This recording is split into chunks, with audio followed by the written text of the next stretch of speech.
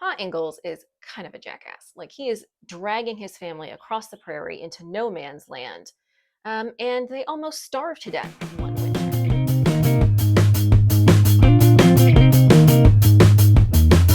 Hello, fiber friends. Welcome or welcome back to the Media Better One and its YouTube channel. Today, we are going to be talking about what to do while you're knitting, what to watch, what to read / listen to, what to stream.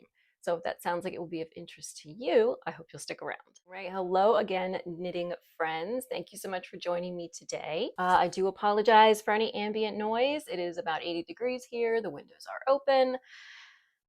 And apparently it's the season of power tools. So I apologize. Today, I just thought it would be fun to share some of the things that I like to watch or listen to or read while I'm knitting. So many knitters, especially more experienced knitters, are able to do a lot while not actively looking at their knitting. And we need something to kind of hold our attention while we're doing that. We're multitaskers, we're born and raised, I suppose.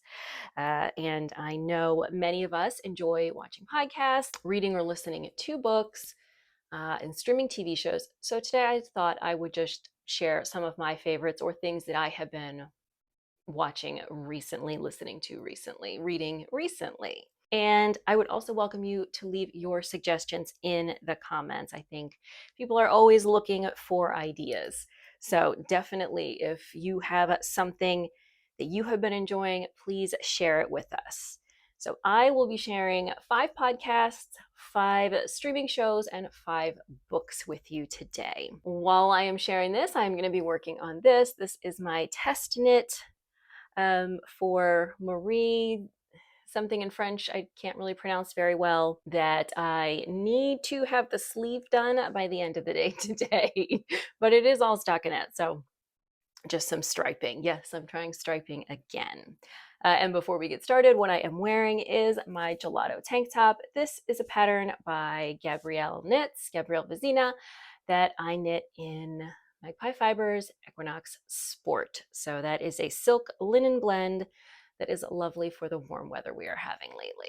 Let's go ahead and jump in. I will start out with the podcast since I think those are probably of the most interest to people, and then we'll work our way into streaming shows and books. So all of these podcasts, 4 of them are knitting podcasts. And the last one is fashion history. So it's sort of knitting adjacent, although she doesn't talk about knitting, but she's just great and I love to watch her. So we'll start off with my very favorite podcast. That is Wool Needles Hands. I have been a fan of Taylor's podcast for a couple of years now. And she has, I think, kind of gone through some, her podcast has shifted over time. It has evolved, but it is still wonderful to watch, great to listen to. She is also a yarn dyer. She dyes Fiber for the People yarn. Taylor is just really relatable. So the podcast mostly focuses on knitting, but it does get into some other crafts from time to time. Most recently, I think she was posting about kind of falling down the rabbit hole of embroidery. She really has a good eye for color. Obviously, as a yarn dyer, that's going to be important. And she just has a very fun and relatable personality. So I love to watch the Wool Needles Hands podcast. She also has a Patreon that provides extra content and an additional way for you to support the podcast. So she has extra videos over there. She is just really fun to watch. She posts usually twice a week, but every now and then everybody needs a break. So occasionally she'll hit a hiatus point. She also has a really great back catalog of videos. She has done series showing how she dyes her yarn, things like that. Tons and tons of videos over there. So her knitting style is pretty straightforward. She's not doing a whole lot of like intricate lace or super involved cables, but she does get into more color stuff. A lot of her podcast is sort of inviting people to kind of go along with her on her journey. She's not sure what's going to happen. She's going to change this about the project. She's going to change that. She's, Really looking for kind of feedback and commiseration on projects. Um, but overall, just really fun to watch. And as I said, a lot of several years of back videos that you can check out on her channel as well. So of course, I will be linking all of these channels in the description box down below. All right, next up, we have Ali Makes Everything. I think I've been watching this podcast maybe just for the last few months because somehow it's already May. And I definitely think I just discovered a few months ago. Ali is a knitter who is living in Canada. I want to say Vancouver. I might have that wrong. Um, she speaks very quickly.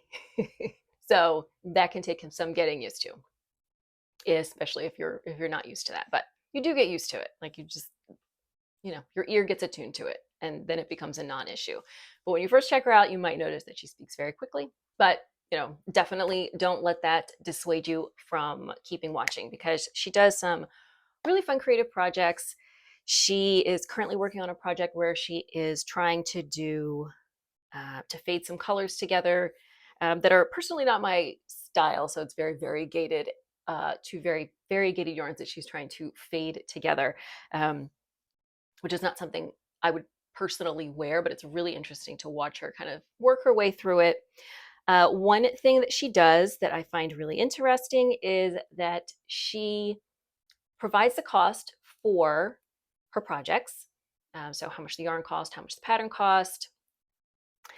And she also, amazingly, I can't imagine doing this, keeps track of how often she wears things and will then post updates about the cost per wear of her projects, which I think is a very interesting concept. I would never be able to keep track of that, but I do find it very interesting to hear about. And I think it's very unique. Generally, she is just kind of doing, overall podcast episodes, updates on whips and finished objects and things, but she does also do some standalone vlogs on interesting topics. So I think she did one kind of going through how much money she made on YouTube in her first year, which as someone who is also creating videos on YouTube, I find very interesting. She has done some like specific project vlogs. So really, if you are into knitting, she doesn't really talk about much else, occasionally books, but it is almost exclusively knitting focused. If you are a knitter who doesn't, do a whole lot of other things like crochet and sewing, and maybe you just want the knitting content, she really does focus pretty exclusively on that. So overall, fun to listen to. Really, I think bringing a bit more of a unique perspective in the being very transparent about project costs and things like that. Kind of a refreshing voice in the knitting podcast area. So again, that one is Ali Makes Everything. Another podcast I have been enjoying is Hipnit Hooray.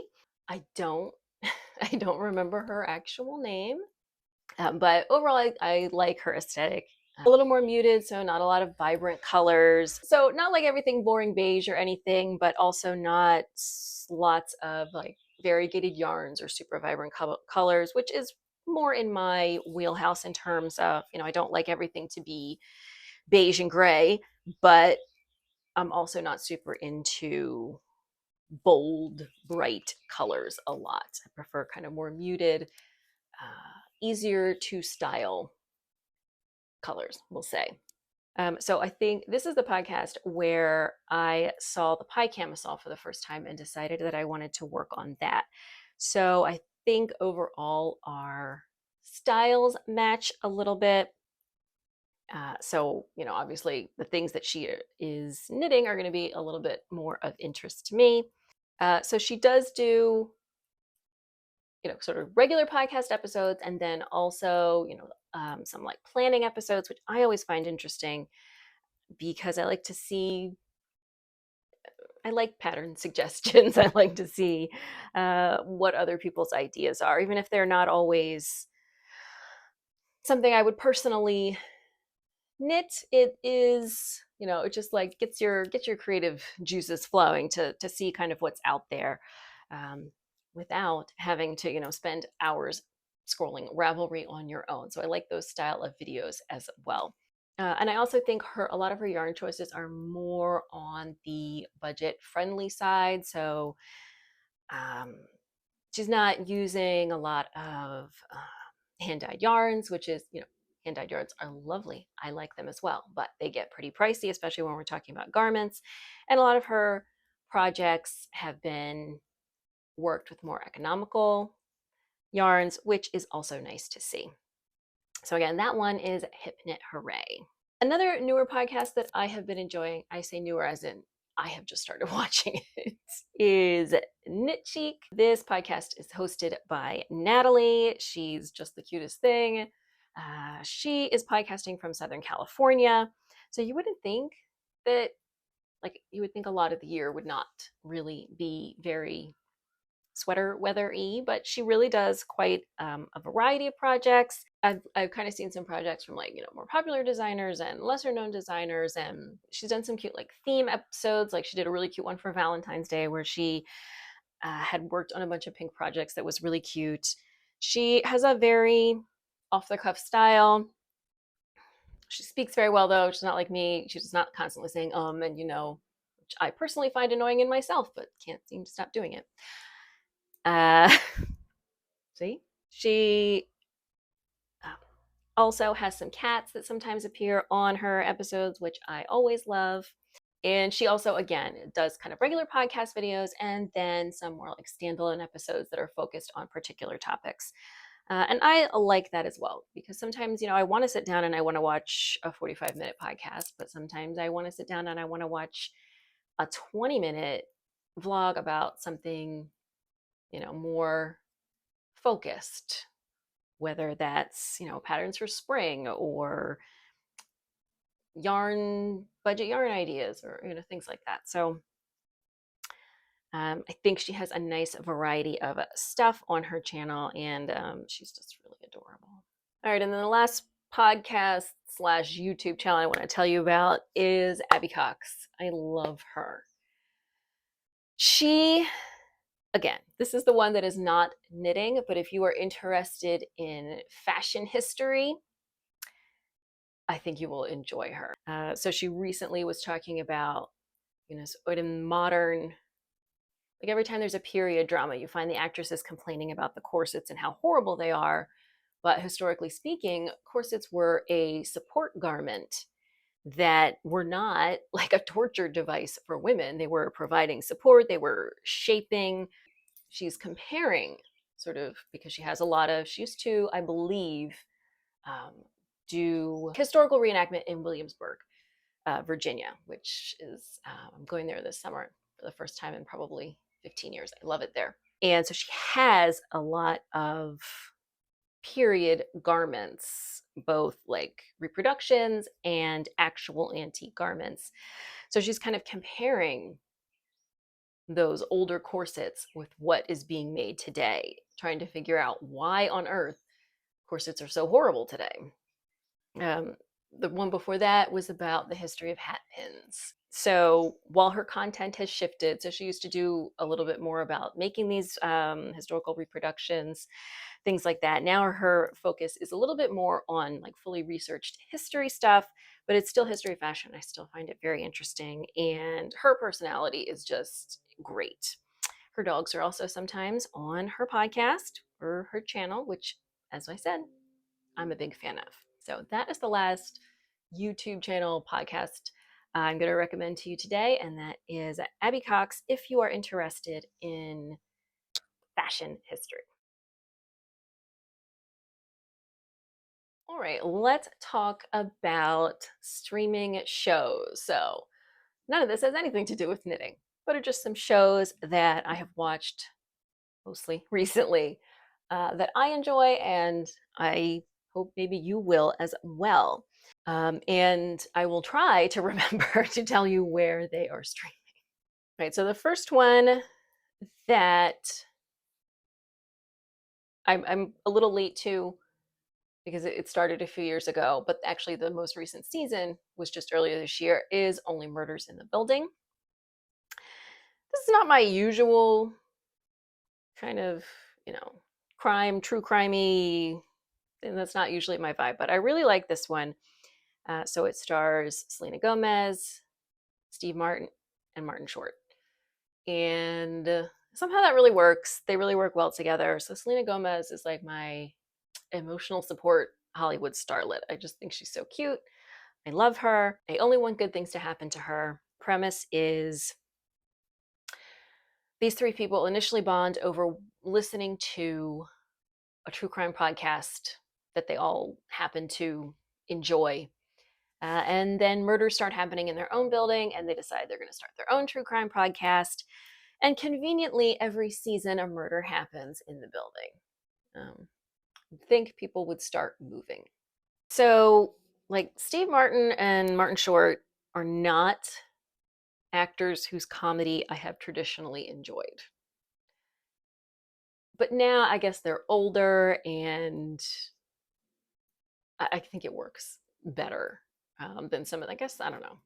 Some of their comedy from like the 70s, just very silly.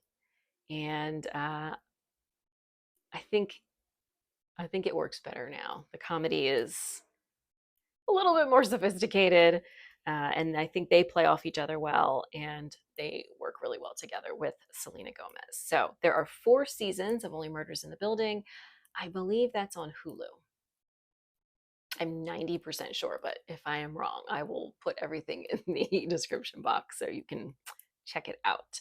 And I believe there is going to be a 5th season, but the 4th season did just finish up, I think, earlier this year or late last year. So it's probably going to be a while. But four seasons is 4 seasons enough to keep you busy for a while.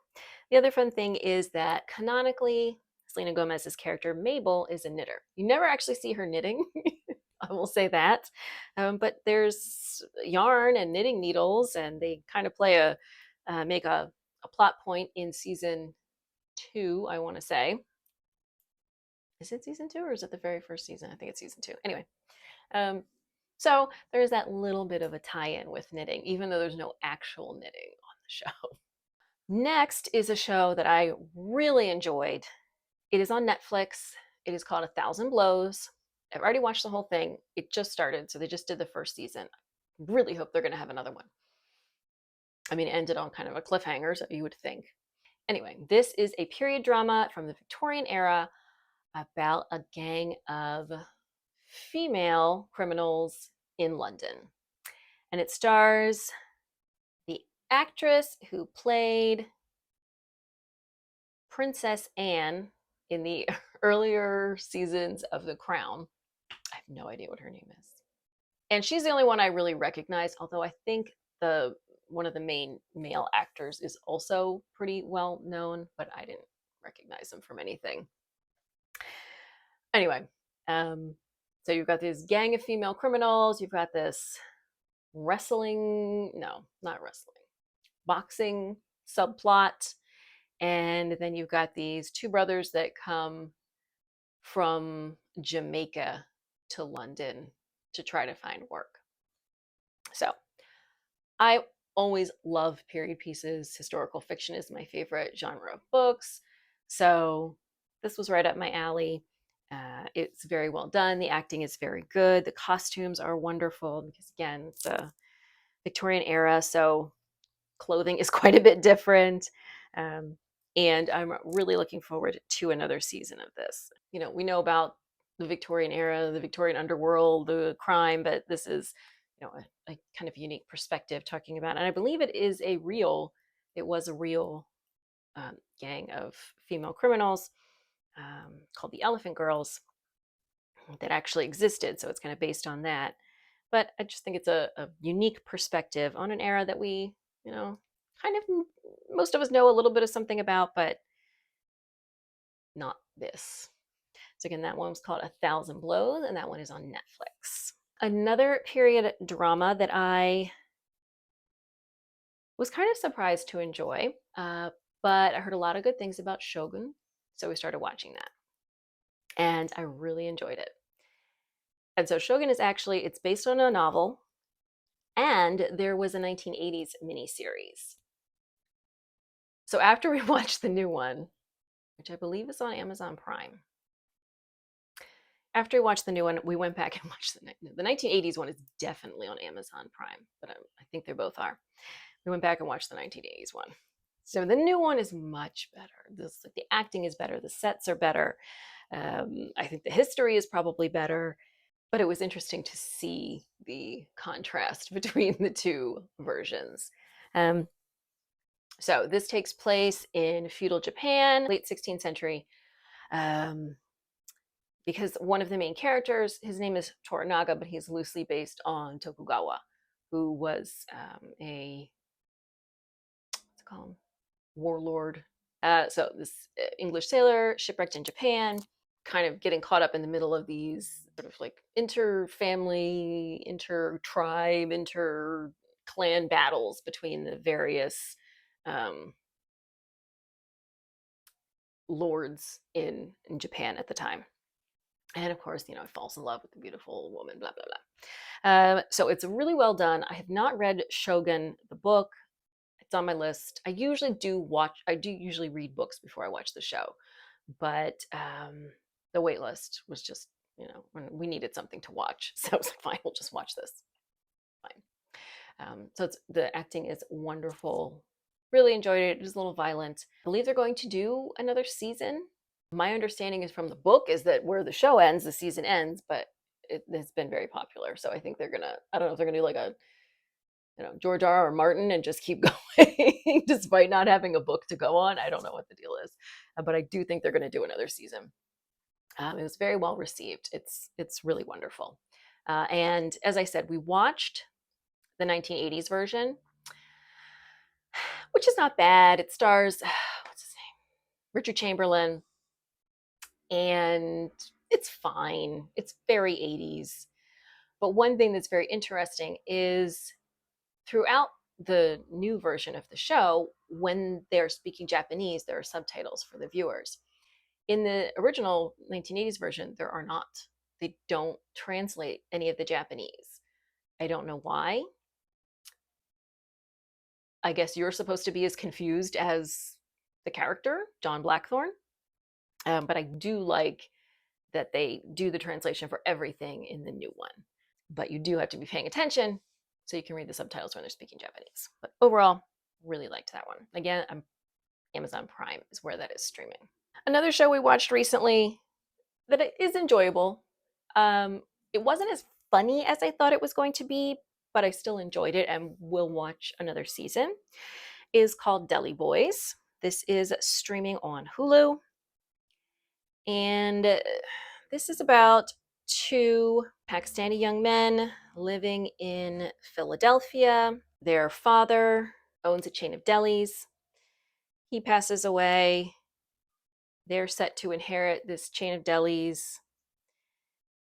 It turns out that he was doing some organized crime, and the delis are just a front for that. So it's very entertaining. It's sort of the hapless kids don't understand the organized crime, but they've got to learn the organized crime, and their auntie, who they always thought was just their auntie, is this crime boss. And it was very entertaining. I liked it. I don't think it's anything groundbreaking, but it was entertaining. So the main stars of the show, I do not recognize from anything. One of the sort of secondary characters is the actor who played Raj's father on The Big Bang Theory. I think he's the only character I recognize from anything else. But the acting is really good. It's one of those shows where you're just not sure who to like, who are you cheering for, because they're all kind of idiots. And I don't want to be cheering for the mob boss, but I don't want anything bad to happen to the mob people either. So it's I think just a fun. I mean, it's not. I don't want to say lighthearted because it's organized crime and there's murders and there's things like that. But it's nothing too serious. It's entertaining and enjoyable, and you don't really have to put much thought into it beyond that. Again, this is streaming on Hulu. First season just ended. I'm assuming they're going to have a second season because, again, we had a cliffhanger.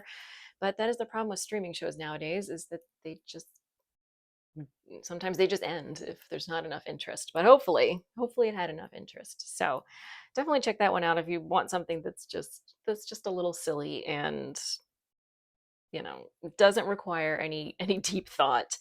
Um, just basically for enjoyment. The latest show that we have been watching, I believe, is also on Hulu, and that is called Paradise. And this has a lot of actors that I recognize. Maybe not a lot, but a fair few. So it has, I'm not going to remember their names though because I'm old. Okay, so it has Jason Marsden. No. It has James Marsden, who I believe was, more popular like 15, 20 years ago, but he is playing the President of the United States. And it has, oh, I'm not going to remember his name. It has like a K in it. And it has Sterling K. Brown, who is like just in all the things. He's an excellent actor. Has a lot of range, so he's in all the things. Who is playing a Secret Service agent, and someone has killed the president, and he has to figure out who it is. But plot twist, they are all living in an underground simulation because some kind of apocalyptic event has occurred on the surface.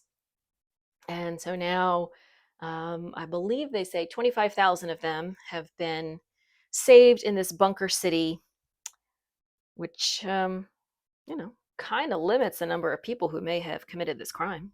And they've got to figure out who done it. The premise is a little absurd, but it is interesting. The acting is very good. This one, we are not even, I think it's just one season that we have not finished yet. So I don't know what's going to happen to it. I don't know if I'm going to like where the story goes, but I have been enjoying it. So I don't do like true crime podcasts or anything like that, but it's very we're solving the mystery along with Sterling K. Brown, who probably, his character probably has a name. Xavier something. We don't know who did it either. We also get the added bonus of them living in this weird bunker city under a mountain somewhere, because there's been, they don't really specify exactly what happened, or at least they haven't to this point. Maybe they will. But nobody can go to the surface world, or can they go to the surface world? Ooh, maybe. So, a lot of different mysterious elements in it. Sort of a silly premise, but if you kind of like, watching along with a mystery, I think you might enjoy this one as well. So again, that one is Paradise, and that is streaming on Hulu. And then I want to give a shout out to my comfort show, which I would feature here, except that it is no longer streaming anywhere, but I hope that will change soon. And that is Jane the Virgin. So that's one of those shows that I will rewatch over and over. Absolutely love it. I really hope it gets restored to some streaming service soon. It would definitely be one of my top recommendations, except that you can't watch anywhere, and I don't want to recommend to you guys a show that you can't stream. I mean, you could buy seasons of it on Amazon, but nobody's going to do that. So, but if you do get a chance to check out Jane the Virgin, that is a great show as well. And then the last thing are 5 books I'm going to recommend to you that I have enjoyed recently. Earlier this year, I resolved to read more. I've really been struggling just getting into books. I don't know why, but for a while, it was like every book I tried, I would get, 100 pages in, and it was like, I don't care enough about these characters or this story to finish it, which is very frustrating. I've always been a big reader. Obviously, that fell by the wayside a little bit, having kids. Kids ruin everything. But I have always enjoyed reading, so it was very frustrating for me. I have found some good ones recently, though, that I want to share with you. I'm only going to be recommending fiction books. I do read a lot of nonfiction, it tends to be history, particularly focused on Latin America, but not necessarily. If you want nonfiction recommendations, just leave a comment and let me know. But I'm just going to be talking about fiction today. So I got 3 actual books here to show you. The other 2 were ebooks. I don't do audiobooks. I have tried I just can't. Listening to it doesn't work for me. It doesn't hold my attention, and then I'm not paying attention to what's happening. I lose the plot. I don't know. I'm I'm happy for people for whom audiobooks work, but they don't work for me. However, I'm sure you can get all of these as audiobooks. If you are looking to knit and read at the same time, while I prefer paper books, I do find that ebooks work really well for knitting and reading at the same time. So it's kind of, if I want to knit and read at the same time, I got to get the ebook, but I really prefer, my nice paper books that I can hold. So it's a real catch-22. But whatever format you prefer, these are some good books. First, we have Caroline, Little House Revisited. I loved the Little House books when I was a kid. Absolutely loved them. Maybe that's where my love of historical fiction began. I don't know. I have recently been rereading them with JJ. Some problematic stuff in there that I'm trying to explain to him that this is not okay now. It wasn't really okay then, but it was more okay. Like they do like a minstrel show kind of deal, and people are wearing blackface. Like that's not okay, and it probably wasn't okay then, but they thought it was okay. Whatever. Anyway, this, however, is a retelling of the first and not the first, the second book in the Little House series. So actually, Little House on the Prairie, through the eyes of the mom, Caroline. So I really liked this.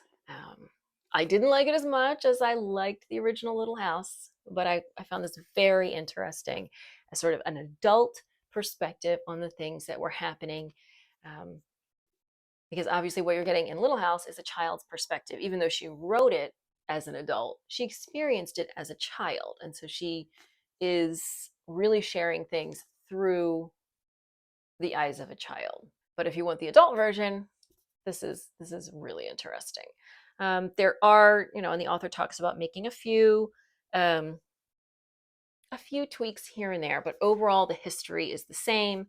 And really, I mean, what they were doing, which maybe seemed like it was really fun for Laura Ingalls, obviously, as a child, striking out on the prairie with no one and nothing but a wagon full of stuff to try to build a new life was a big undertaking. And frankly, after reading both this and recently having reread The Long Winter with JJ, which is one of the books in the original series, Pa Ingalls is kind of a jackass. Like he is dragging his family across the prairie into no man's land. And they almost starved to death one winter. Like, this is a young man's game, an unmarried man's game, but that's beside the point.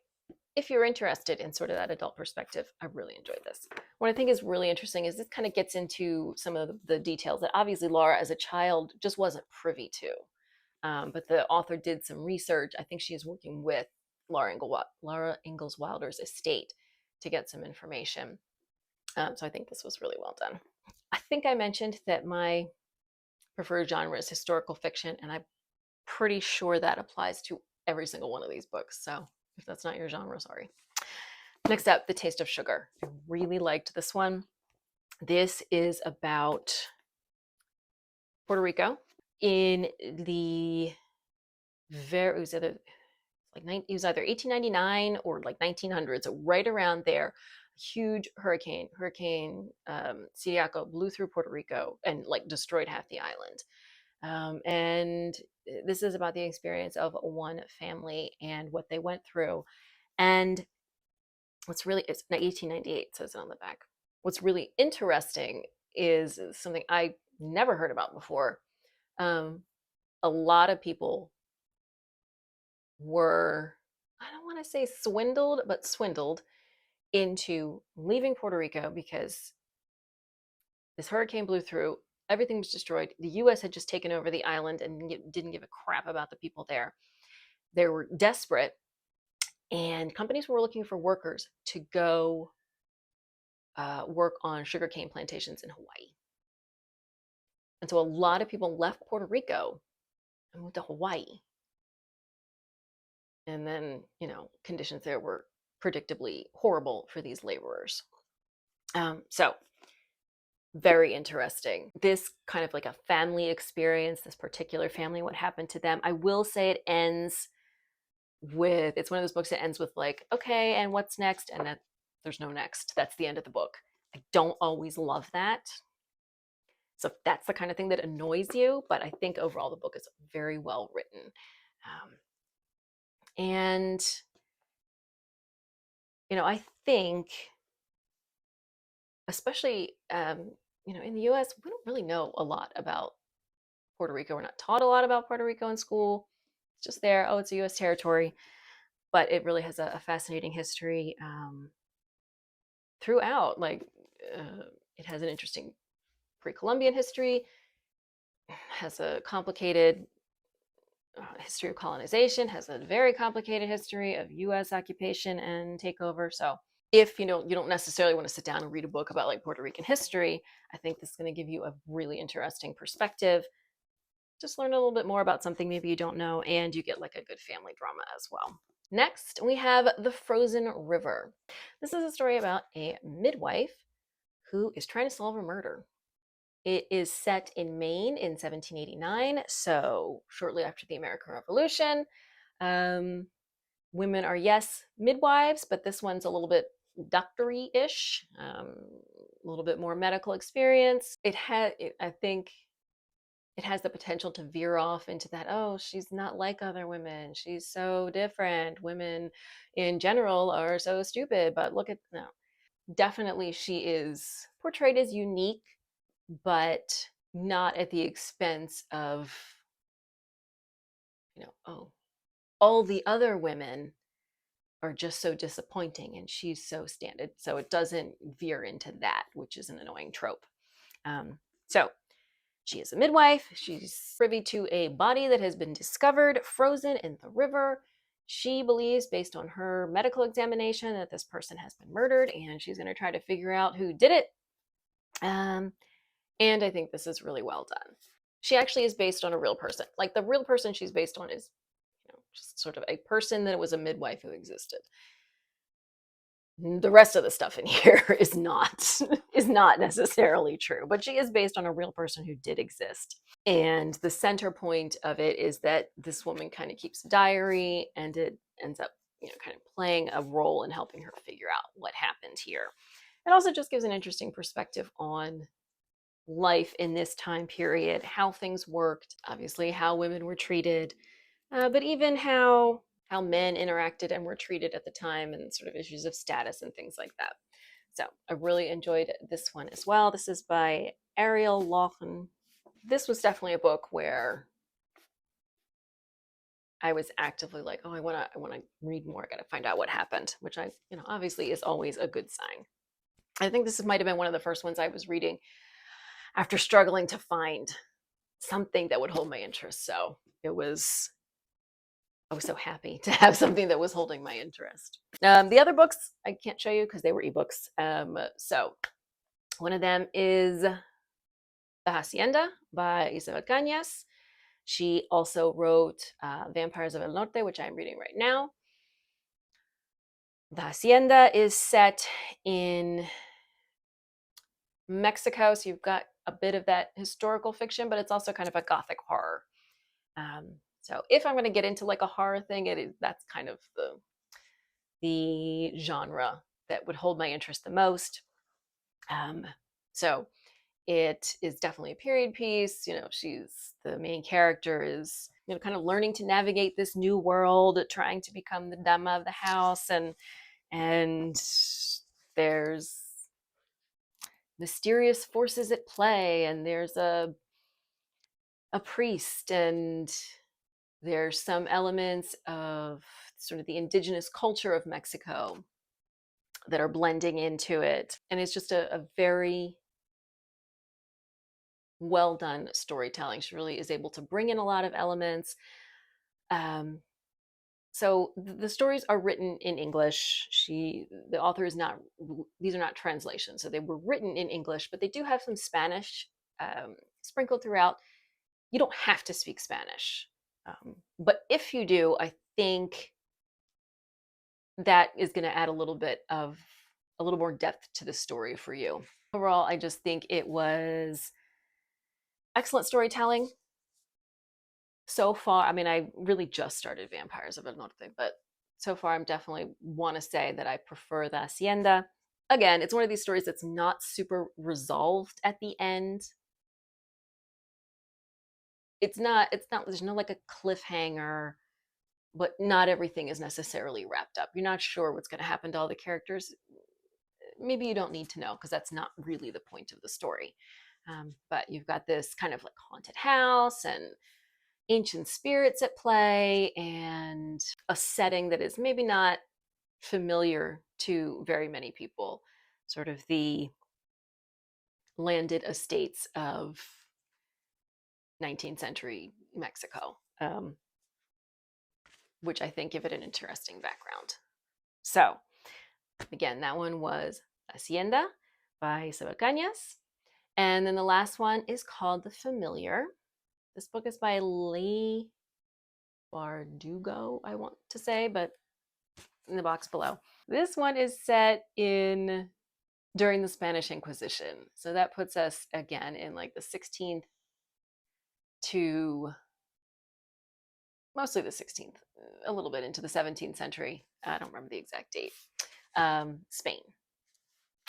And it is about a woman from an uncertain but eclectic background who has some magical powers. She is going to compete in a tournament to perhaps join the king's court as a sort of miracle worker. But she has to walk that fine line between miracle worker and heretic. So this is a really interesting one. I believe I got the recommendation from this from Taylor on the Wool Needles Hands podcast. I believe she talked about it a while ago, and I just kind of added it to my list. And then eventually was like, okay, I'll check that one out. It's available at the library. So I don't want to say historical fiction necessarily, like, there's a background to the Spanish Inquisition. That part was obviously true. The rest of it, I don't know how true it, did any of these people exist? I don't think so, other than King Philip. But it does have a historical setting, we'll say that. And definitely some of the details about the Inquisition are accurate. We join this young maid on her journey to attempt to sway the court in that she is performing miracles to make sure she doesn't get picked up by the Inquisition.